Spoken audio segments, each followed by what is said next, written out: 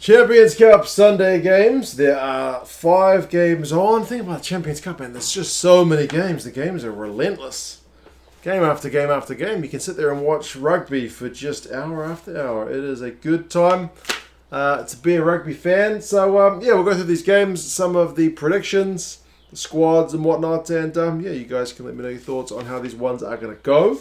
The first one, Ospreys and SAL, is maybe a chance for SAL to get their season a bit reinvigorated, because it's been a bit disappointing for them in the Premiership thus far. 3 wins, 5 losses and a draw. They're down in 11th, whereas Ospreys, despite having a really bad Champions Cup record in recent times, I think, I read on the Champions Cup official website, they are 8 in a row in terms of losses. In the URC, they've been alright. They've looked pretty solid. They're 5-2, so they're at the right end of the table. They haven't been blowing teams away with kind of 4-try bonus points every other week, but they've looked just defensively very sound and quite clinical in terms of taking their opportunities. So, it could be a pretty interesting one. It's a 1 o'clock kickoff, this one, so a good afternoon game. It's a pretty strong looking front row for the Ospreys guys, Gareth Thomas, Sam Parry and Tom Francis. So some big units there. Jack Morgan's there in the back row. He's looked really impressive all season. I mean, they got a lot of Morgans, to be fair, and as a Morgan I can appreciate the abundance of Morgans in terms of having Jack Morgan, you got Morgan Morris, and you got Ruben Morgan Williams on the bench. And plus Luke Morgan's on the wing. It's a lot of Morgan. So there you go. In terms of the Morgan factor, Ospreys have got all the Morgans. SAL, I mean, you've got Quirk and McGinty, who's a pretty bloody useful 9-10 combo. McGinty, I know, has had a couple of injuries this season, so fingers crossed he's kind of back to 100%. Interestingly, I'm not used to seeing Rob Dupree there at 13. I'm pretty sure I've never seen him play centre, so that's interesting. Rowan Jensen van Rensburg's there at 12, so he'll certainly be looking to take care of business. But yeah, Rob Dupree at 13. You guys who are SAL fans will have to let me know if that's been a regular thing. Can't say that's something I've noticed throughout the season, but we'll kind of have to see how things go. SAL are favourites for this one with the bookies by 6 points, but interestingly, the Rugby Forecast algorithm says it's the other way around. It says it's Ospreys by 6. So I don't think SAL's record in Europe in recent times is particularly good either. But Ospreys in terms of recent form have the edge, and they are at home, but in Europe you never do know. I mean, Northampton had good home form in the Premiership and then got hammered by Racing. So, like I said, in Europe you never know. The next game, which is Connacht and Stade Francais, is actually on at the same time, so you're probably going to have to pick one or the other if you're going to watch this one live, unless you've kind of got a way of double watching them. I do know Connacht have been a very, very fun team to watch this year. Their record in the URC has not been phenomenal, 3 wins and 4 losses, but every game is entertaining. That just seems to be a thing. Stade Francais, likewise, kind of similar record, more games, 5 wins and 7 losses in the top 14, so they are 10th. So neither of these sides at the correct end, or the right end of the table, but maybe a good European run would do them some good. We'll kind of have to wait and see. There's a few guys in the Stade Francais side who I haven't seen play at club level for a while. Obviously, I've never really seen Laumape since he's made the move over from New Zealand to play in France, so I'm keen to see how he goes at 12. Nico Sanchez I'm pretty familiar with, likewise Marcos Kremer from their time at the Hawaras and at the Pumas. But I don't watch anywhere near. I hardly watch any top 14. I sometimes catch up on the highlights. But yeah, so seeing how these guys go in a proper match will be one for me to watch, kind of with some interest. Veainu, the Tongan fullback, is there as well. Tolulatu, so there's a bit of southern hemisphere influence on the side, which I'm always kind of keen to see how these guys go once they do head abroad. Mac Hansen, in terms of southern hemisphere influence, has been phenomenal. For Connacht. He is just absolutely an excitement machine. He did get stepped by a hooker the other week, but he regularly beats, I think that last game he beat 10 defenders. So yeah, he's very, very good. Jack Carty's been in great form. We'll have to kind of watch how his goal kicking goes. Sammy Arnold's been a bit of a unit, so there's certainly a lot to like about the Connacht side as well. But yeah, I'm just keen to see which side gets on top up front, to be fair. I can't look at those names in the front rows and know which side's going to get up on top, so I have to find out by watching the game, I guess. In terms of the predictions, Connacht are favoured by 6 points with the bookies and 6 points with the Rugby Forecast algorithm, so yeah, Connacht should get this one done. Apparently, at home, Galway's a pretty tough place for the away team, so we'll have to kind of see.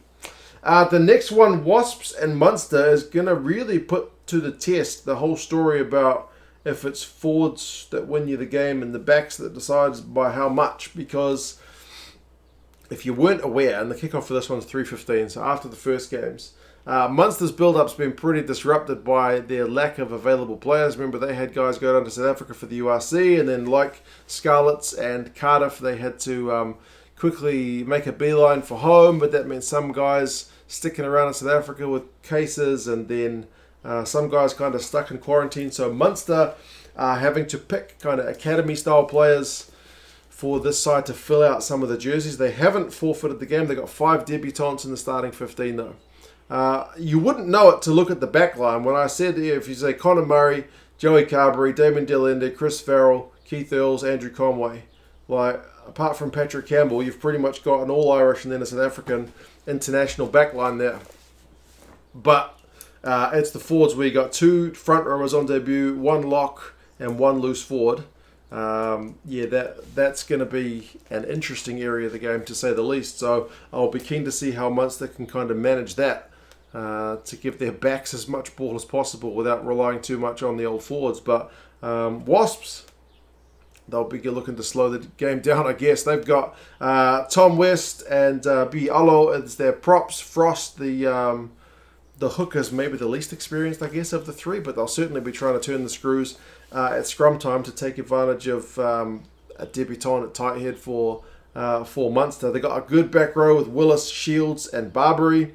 That's like I said, that's a pretty impressive one. So they'll be trying to kind of get dominance at the breakdown as well. But their backline's probably not quite as flash as Munster's one. But I mean, they've still got some talent there. You got Jimmy Gopeth, who's still playing. You got Jacob Umanga's there. You got Kibarigi, who's a bit of an excitement machine. So yeah, this one could be an interesting watch in terms of seeing just how these guys go. Like, in terms of the Cardiff game, those guys actually stood up really well. They still got beaten, but a bunch of guys who were not accustomed to playing a side of Toulouse's caliber were actually pretty solid. So yeah, 2008 I think is the last time these guys played. So it's been a wee while. Munster have been in good form in the URC 4-1, but haven't had a game in ages because of those abandoned games or delayed games, postponed games in the URC. And then Wasps, it's not been going that well in the old Premiership. 3-6 for them, only good enough for 9th. So the bookies have got Wasps by 10. That's based on the lineups largely and the disruption for Munster, whereas the Rugby Forecast algorithm, which doesn't look at lineups, just at teams, has Munster by 9. So that one, like I mentioned, doesn't have the information about which players are playing. There you go. The next one, La Rochelle up against Glasgow. Last season's losing finalist. This game's on at 4:15 local time, which I think is 3:15 GMT, so the same time as the Wasps and Munster game. La Rochelle is probably the biggest favourite of any of the games this week. Were Glasgow even in the Champions Cup last year? Were they? If they were, they went out early, didn't they? Testing my memory. It's the kind of thing I should look up before I start recording. But La Rochelle certainly did all right. By all accounts, though, they're not doing as flash in the top 14 this year. They're 6-6, which is good enough for 5th. Glasgow have got a similar record in the URC, 4-3.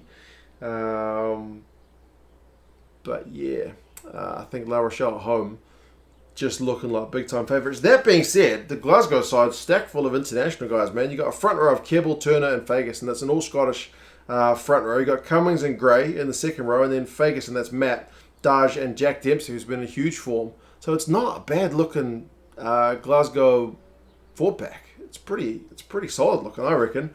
But then again, the La Rochelle one, you got guys like Aldrit there, you got Will Skelton, you got Bugari, you got Antonio, like.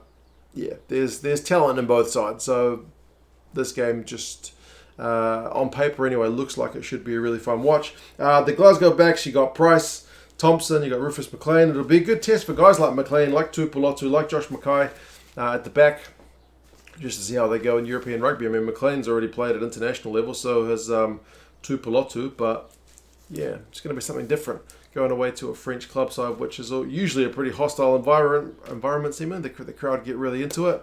Kerbalo and Lehigh West, same combo for La Rochelle, at least until West leaves at the end of the season. So those guys are pretty familiar with each other by this point. And West, for the most part, every time I've seen him, which hasn't been that much for La Rochelle, has certainly looked a better player than he was when he left the Blues a few years ago, or left the Hurricanes after leaving the Blues. Anyway, Dulon's at the back as well. So it's a pretty... They got Dante on the bench, which shows you the kind of depth in that La Rochelle side. But as I mentioned numerous times, don't see much top 14. So they haven't been in that great form, but neither were Racing, and then they smashed Northampton. So we will see. The bookies say La Rochelle by 15. The Rugby Forecast algorithm says La Rochelle by 13. So... Glasgow are up against it in terms of the predictions, but I think they played a couple of years ago in the Champions Cup and Glasgow got 2 wins over them, so you never know. In Europe, funny things happen. The last one is Castres up against Harlequins. Similar in terms of how their domestic seasons are going. Castres are 6 wins, 5 losses and a draw, which is 6th, which is okay without being fantastic. Quins are 5 and 4 and 4th, which is good without being fantastic. There's certainly some excitement when I look at the Quins lineup, like in terms of just the X Factor stuff. It makes me wonder why they're 5 and 4 in the Premiership. And I've been watching the Premiership, so I don't know why. But Tyrone Green's been in great form. Lewis Lyon has been in great form. Andre Esterhazen in the midfield has been in great form. Marcus Smith has been magic. Danny Kerr, Don Brandt, like they've been in good form. Maybe it's just too many backs that I'm mentioning and not enough forwards, but. You got Marla in the front row. You got Stefan Lovis is there, so it's a talented Quinn squad. You got some experience in the Castres squad. This game's on at 6:30, so it's the late game. It's local time, 5:30 GMT. Cockett is captain at 9. Uzo Pagetta is there at 10. So as I mentioned, very experienced.